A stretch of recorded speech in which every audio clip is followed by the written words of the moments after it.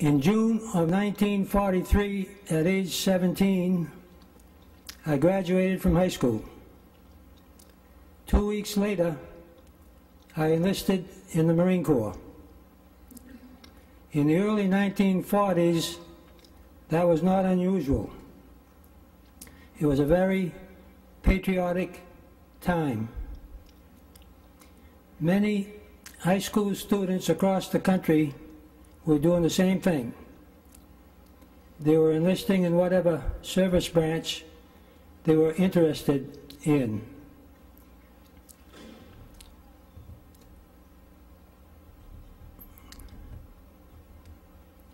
After completing basic training at Parris Island in South Carolina, I was sent to Camp Pendleton at Oceanside, California, where a new unit, the 5th Marine Division, was just beginning to form.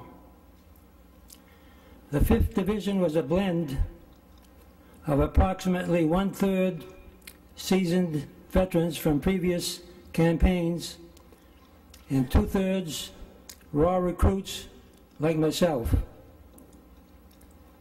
I was very fortunate to join the 5th Division just as it was forming. I got the benefit of over a year's intensive training, first at Camp Pendleton and then at Camp Tarawa on the Big Island of Hawaii.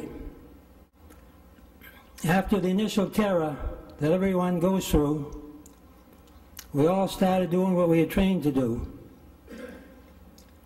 I did gain the respect of the boys around me. That's all I needed then, and that respect has sustained me to this day.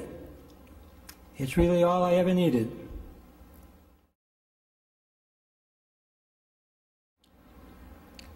D-Day, February 19th, was very chaotic.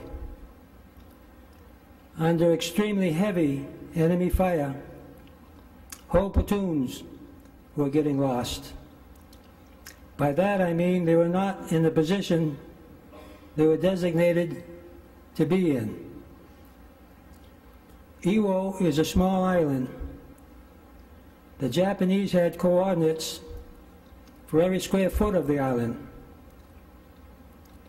Heavy artillery coming down from the northern end of the island, along with light and heavy mortars coming from Suribachi on our left and Motoyama Airfield number 1 on our right, were zeroed in on all units.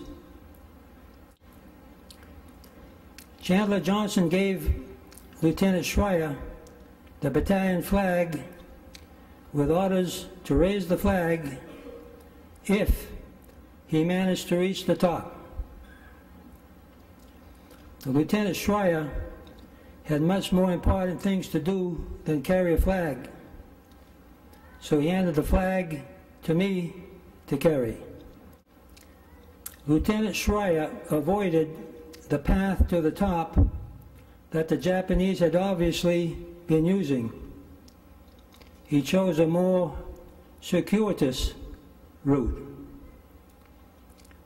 Now, based on the intense opposition we had just faced in the long 4-day struggle to reach the base of Suribachi, every man in the platoon fully expected an ambush every step of the way. Carrying all the necessary equipment, it was not an easy climb, but we were all amazed, pleasantly surprised, and very much relieved to reach the top without any opposition. We attached the battalion flag to the pipe and prepared to raise the flag. Now, Lou Lowry had taken pictures during the climb up Suribachi and also during the preparations made to raise the flag. At this moment, he ran out of film. Now, Lieutenant Schreier was a no-nonsense guy. He said, "We're not waiting for no photographer. The flag's ready to go up. It's going up. Chandler Johnson wanted a communication line run to the top. A squad from the 2nd Platoon of Easy Company had just returned from scouting the opposite side of Suribachi at the base. They were ordered to run the line to the top, which they did.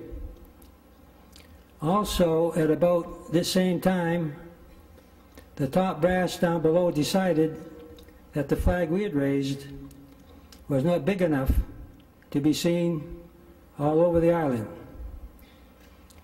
So they sent to a ship for a larger flag.